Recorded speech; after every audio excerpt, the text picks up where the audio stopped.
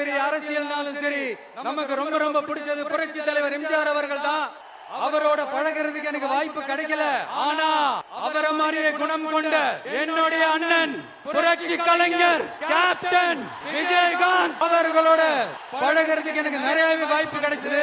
அவரும் இந்த மதுரை மண்ணை சேர்ந்தவர் தானே, அவரை மறக்க முடியுமா? தமிழ்நாட்டு மக்கள் உணர்வுபூர்வமா உண்மையா நம்ம பக்கத்திலே நிக்கிறவங்க, அதுக்கு ஒரு மிகப்பெரிய அடையாளம் தான் இந்த மதுரை மண். நம்ம தமிழக வெற்றி கழகம் கையில் எடுத்திருக்கிற அரசியலும் அப்படித்தான். உண்மையான அரசியல், உணர்வு பூர்வமான அரசியல், நல்ல அரசியல், நல்லவங்களுக்கான அரசியல், நாட்டு மக்களுக்கான அரசியல், நல்லது மட்டுமே செய்யற அரசியல். இதோ நம்மளுடைய இந்த இரண்டாவது மாநில மாநாடு வாகை சூடும் வரலாறு திரும்புகிறது. அப்படி இந்த மாநாட்டுக்கு பேர் வச்சிருக்கிறோம். 1967 1977 நம்ம தமிழக அரசியல் ஒரு மிகப்பெரிய ஆட்சி அதிகார மாற்றங்கள் ஒண்ணு நடந்துச்சு இல்லையா? அதே மாதிரிதான் அடுத்த வருஷம் 2026 அப்படி ஒரு வரலாறு திரும்ப போகுதுன்னு உறுதியா சொல்றதுக்கான மாநாடு தான் நம்மளுடைய இரண்டாவது மாநில மாநாடு. விக்கிரவாண்டி வீசாலையில நம்மளுடைய ஃபர்ஸ்ட் மாநாடு நடத்துறோம், வெற்றி கொள்கை திருவிழா.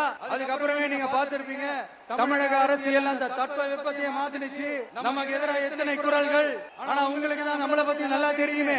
எந்த குரலையும் காதலையே போட்டுக்காம மக்களோட குரலை மட்டுமே கேட்டுக்கிட்டு நமக்கு எதிராக வர அத்தனை கூக்குரல்களையும் சின்னதா ஒரு சிரிப்போடவே கடந்து வந்திருக்கிறோம். அது இல்லாம நம்ம மாநாட்டில் ஒலிக்கிற இந்த குரல், இந்த ஒற்றை தமிழ் மகனோட குரல் மட்டுமல்ல, ஒட்டுமொத்த தமிழ்நாட்டு மக்களுடைய குரல்.